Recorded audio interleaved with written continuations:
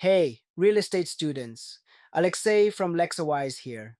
If you're getting ready for the California real estate exam, you know it can be tough, especially with the state-specific questions that can trip you up if you're not fully prepared.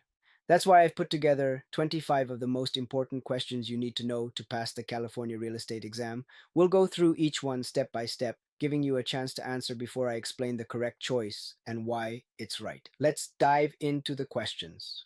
Ready? LexaWise, Real Estate Exam Prep. Here's the first one. Penny, a salesperson, has multiple listings and works as an agent for broker Amy that makes those listings. A. The property of salesperson Penny and broker Amy. B. The property of salesperson Penny. C. Void if salesperson Penny changes brokers. D. The property of broker Amy.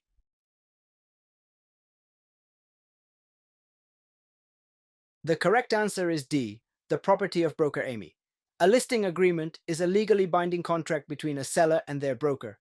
So even if the salesperson working on it, like Penny, switches brokers, the agreement itself stays with the original broker, Amy, as long as it's still valid. Let's move on to the next question. What is the clause used when zoning laws change but property owners are permitted to continue with their non-conforming land use practices? A. Alienation clause. B. Grandfather clause. C. Acceleration clause. D. Subordination clause. The correct answer is B. Grandfather clause.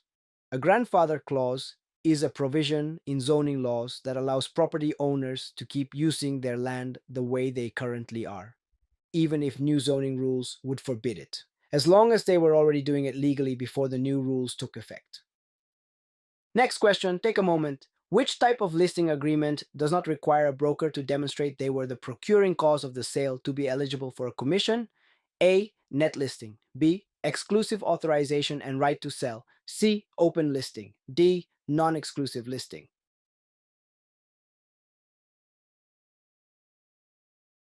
The correct answer is B. Exclusive authorization and right to sell. In an exclusive authorization and right to sell listing agreement, the seller agrees to work exclusively with the listing broker to sell the property. Unlike other types of listing agreements, the listing broker does not need to prove that they were the reason behind the sale, known as the procuring cause, to receive a commission. Let's keep going. Here's another one. When Matt signs a real estate contract, it is common for such contracts to include pre-printed clauses or areas designated for adding handwritten information. Which of the following options is correct regarding interpreting Matt's contract? A. Pre-printed parts have priority over the written parts. B.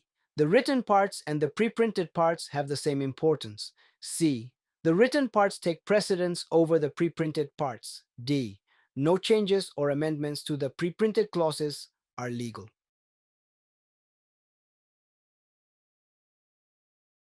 The correct answer is C. The written parts take precedence over the pre-printed parts. Contracts use pre-printed sections for broad, reusable rules, but add handwritten terms for specifics unique to the deal. If these parts conflict, the handwritten details always win because they're tailored to the actual transaction. All right, the next one. What happens to a contract obtained by a person under duress? A. The contract is unenforceable. B. The contract is void. C. The contract is voidable. D. The contract is valid.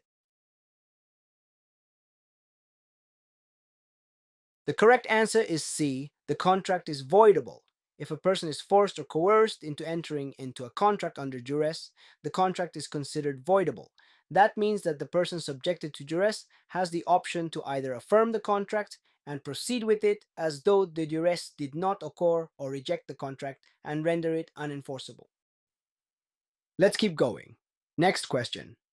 Which statement most effectively illustrates the difference between an exclusive right to sell and either an open or exclusive agency? A. An exclusive right to sell contract allows the seller to negotiate for a commission, while open or exclusive agency contracts do not provide this option. B. An exclusive right to sell guarantees the listing broker a commission even if the seller sells the property by their own means. Exclusive agency and open listing do not provide the same. C. An exclusive right to sell appoints only one agent, the others do not. D. An exclusive right to sell contract allows the seller to sell their house without owing a commission, while open or exclusive agency contracts do not provide this option.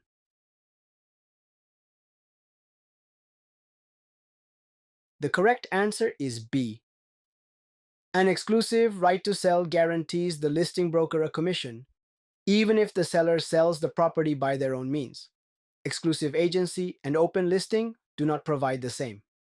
In other words, in an exclusive right to sell agreement, the listing broker is typically entitled to a commission regardless of whether they were the procuring cause of the sale or not. An exclusive agency agreement implies that the seller will not have to pay a commission if they find a buyer on their own. Open listings, on the other hand, pose greater risk to brokers, as they may lose their commission if another broker or salesperson procures a buyer. Next up, if a mortgage is secured by several parcels of real property, it is typically known as A. A junior mortgage, B. A package mortgage, C. A blanket mortgage, D. An open-ended mortgage. The correct answer is C.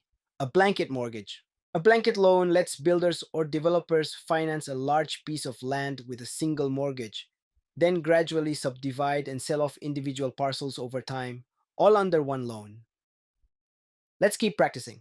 Here comes the next one. In which of the following markets is it possible for a lender to sell a loan that has been previously originated by a mortgage banker? A. Primary market. B. The stock market. C. Secondary market. D. Mortgage market.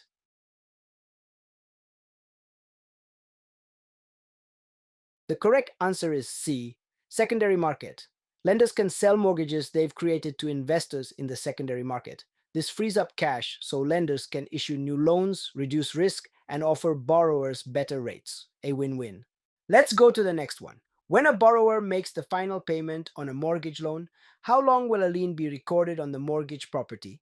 A. Until a novation of the mortgage document takes place. B. Until a satisfaction of the mortgage document is recorded. C. Until an estoppel of the mortgage document is filed with the clerk of the county in which the mortgagee is located. D. Until a reconveyance of the mortgage document is delivered to the mortgage holder.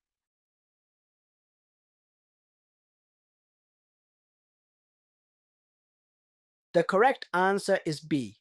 Until a satisfaction of the mortgage document is recorded. Even after the borrower pays off their mortgage, the lender's legal claim or lien sticks to the property's title until a satisfaction of mortgage document gets filed with the county. All right. The next for this round. Which of the following statements regarding real estate financing in California is not accurate? A.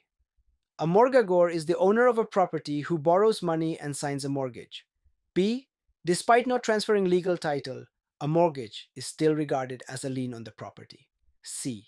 A promissory note is security for a mortgage. D. Discounting a note means that it is being sold at a value lower than its face value or the remaining principal balance. The correct answer is C. A promissory note is security for a mortgage. Remember that a promissory note is the borrower's written promise to repay a loan, but it isn't a security for a mortgage. In California, the security interest in real property is typically secured by a deed of trust. Here's the next one. What are the potential legal remedies available to Hannah under California law if she was denied access to her credit report after being denied a mortgage due to information on her report? A. She may recover punitive damages. B. She may recover attorney fees. C. All of the other options are correct. D. She may recover actual damages.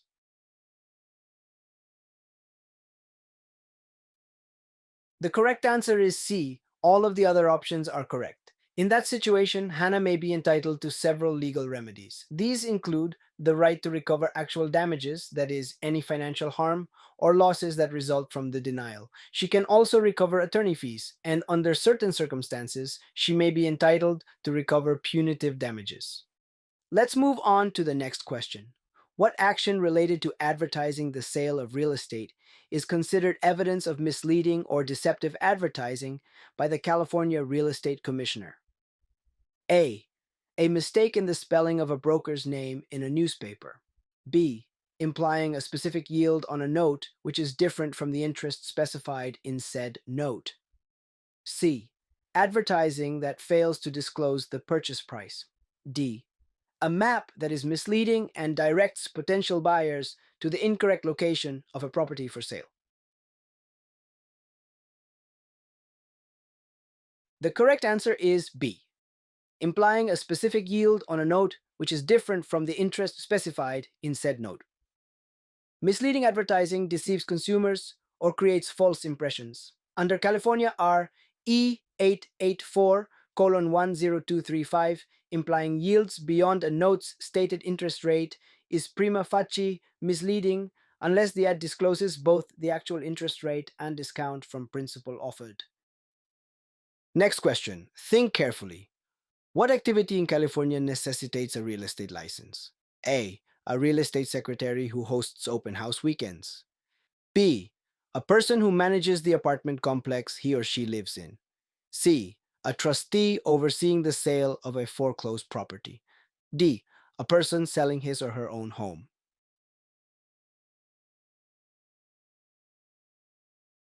The correct answer is A real estate secretary who hosts open house weekends.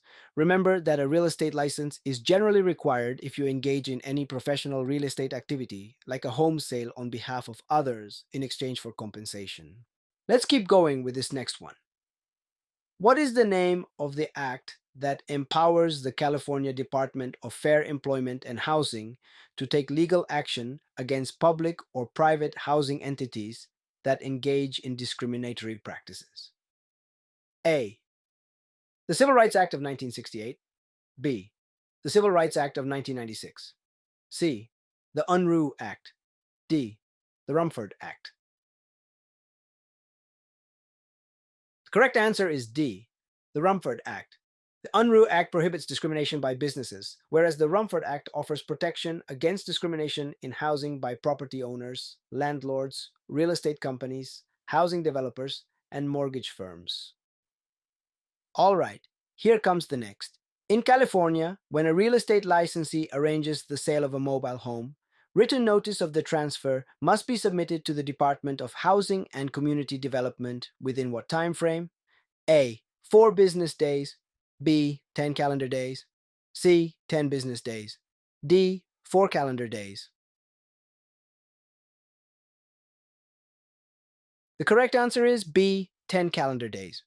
In the real estate industry, when a mobile home is sold in California, the real estate licensee handling the transaction is required to provide written notice of the transfer to the Department of Housing and Community Development within a period of 10 consecutive calendar days from the date of the sale. This notice must be submitted promptly to ensure compliance with the applicable regulations.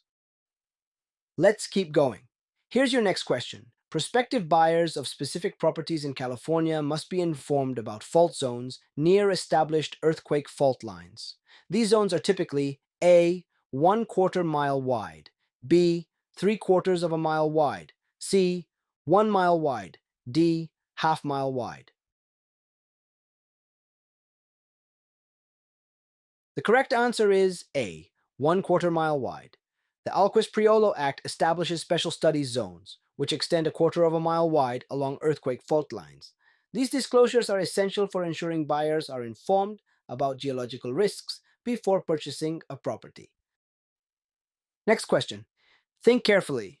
If a real estate broker is acting on behalf of a seller and is aware of certain property-related information, such as a crack in the foundation and a previous owner's suicide in the residence 4 years ago, which of the following details must the broker disclose? A. Neither the suicide nor the cracked foundation. B. The suicide. C. Both facts. D. The cracked foundation only. The correct answer is D. The cracked foundation only.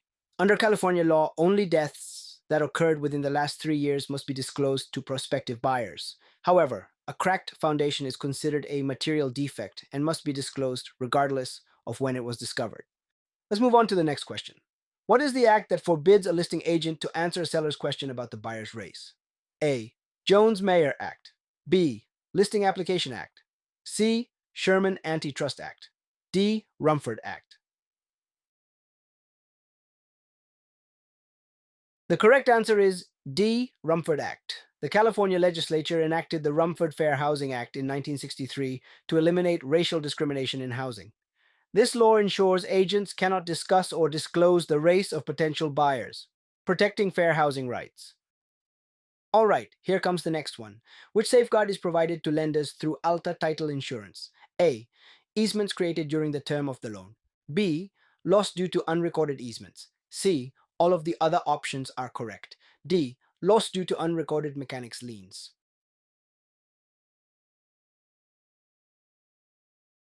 The correct answer is C. All of the other options are correct. Title insurance comes in two primary forms, CLTA and the broader ALTA policy. ALTA provides more comprehensive coverage, including unrecorded mechanics, liens, and easements. However, individual policy exclusions may still apply, so details matter. Next, concerning the second installment of real property taxes in California, the due date and delinquent date are respectively A. January 1st and March 10th, B. November 1st and December 10th, C. April 1st and December 10th, D. February 1st and April 10th. The correct answer is D. February 1st and April 10th. In California, property taxes are split into two installments. The first is due November 1st and delinquent after December 10th. The second is due February 1st and becomes delinquent after April 10th. Use the acronym No Darn Fooling Around to remember November, December, February, April. Here comes the next one. Ready? In California, within how many days can an individual who purchases property in a land project request a refund without providing a specific reason for changing their mind? A. 5 days. B. 7 days. C. 14 days. D. 10 days.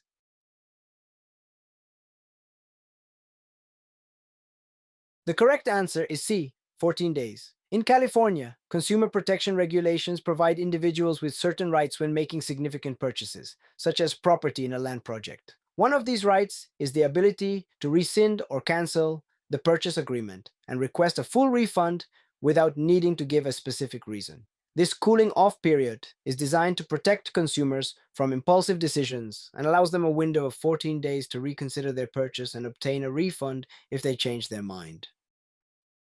Let's move on to the next question. In the state of California, what are the due date and the delinquent date for the first installment of real property taxes? A. January 1st and February 10th. B. November 1st and December 10th. C. June 1st and July 10th. D. March 1st and April 10th. The correct answer is B. November 1st and December 10th. In California, the first installment of real property taxes is due on November 1st and becomes delinquent after December 10th. According to California tax regulations, property owners are obligated to pay the first installment by November 1st, and failure to do so by the close of business on December 10 results in the payment being considered delinquent. Penalties and additional fees may be incurred for payments made after the delinquency date. It is crucial for property owners to adhere to these deadlines to avoid any financial repercussions. Next question. Pay close attention. Who is responsible for producing the earthquake fault maps that are utilized for disclosure purposes? A. California State Geologist. B. California Environmental Agency. C. California Department of Real Estate. D. California Surveyors.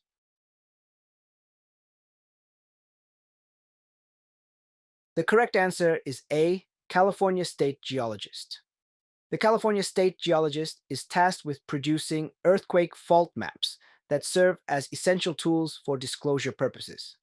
The primary goal of these disclosures is to ensure that individuals are informed about the earthquake risks associated with a particular property or region before making real estate decisions. Let's keep practicing. If an agent fails to disclose that they are representing the seller in an advertisement, which of the following violations may they be guilty of?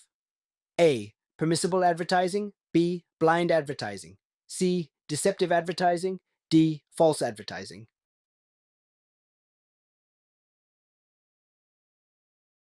The correct answer is B. Blind advertising.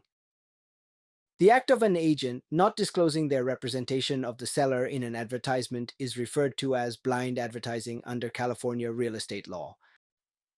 And now, last one for this round. What properties are not required to pay real estate taxes? A. Properties used for commercial purposes. B. Properties used for short term rentals. C. Educational institutions. D. Properties with a market value above a certain threshold.